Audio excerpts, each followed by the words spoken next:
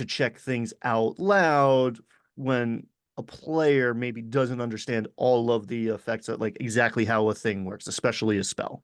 Um, Right. So, because blinding everybody in the room changes everything for everybody. It's not just, right. I think you didn't cast blindness on a target. He cast fog cloud in a room. He thought it was half the size, which geometry in D&D can be confusing. So it's like, no, that's a radius, right? So like, 20-foot radius. So it's and again, 40-foot I'll have the diameter player look sphere. up their stuff so it implants in their mind a little bit stronger than if I just tell them if I do it for them, Right.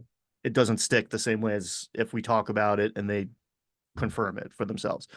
No, that's a Um, good point. And actually, I mean, I've got the teaching case going to come up again. So like mm, I'm like, okay, sorting this out. In fact, tomorrow night we playing D&D and Adventure League with a young lady who's about 10, 11 years old. And that's about the age of the students that I teach. And so she's going to run. So it's going to be awesome. really fun. I hope she says she's on standby, but I hope she runs because that way I can see how someone of that age prepares as a DM. And so that will inform me when I teach my students. I think I'll learn a lot tomorrow night. Yeah, But and it's a controversial take. You don't hear it a lot. A lot of DMs are trying to make things run as smoothly as possible, and baseline advice is make ruling, move on, talk about it after the fact, just keep the game right. moving. But I find like cumulatively over time, talking about the thing when it comes up, you talk about it once, and now you know it, and then now the next time fog cloud gets cast, everybody at the table is aware of Yeah. what's going on.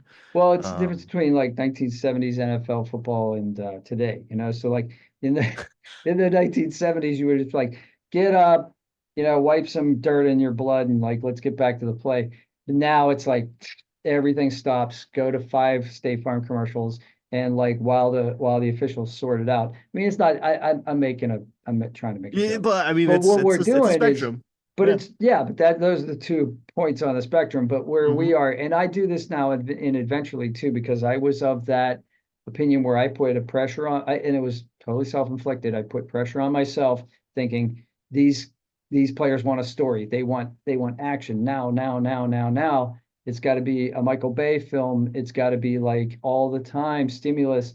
But honestly, like it's okay to take a break once an hour or even every, you know what I mean? Just like so people can refresh their drinks and dispose of the other drinks that they just had and like just like walk around. I mean it's healthy to get up and walk around every hour, so not a problem if there's a situation where you need to clarify a rule. You just like call timeout and then everybody like comes back fresh with a new plan. And a lot of times I think when I'm doing Adventure League especially, I've got a lot of new players and they want time to catch their breath too and see what they're going to do on their next turn, so it gives them, and then it also gives the a little bit of the social aspect a chance to like you know happen. So now the players can talk to each other as people instead of characters while things are going on. So there's a lot of stuff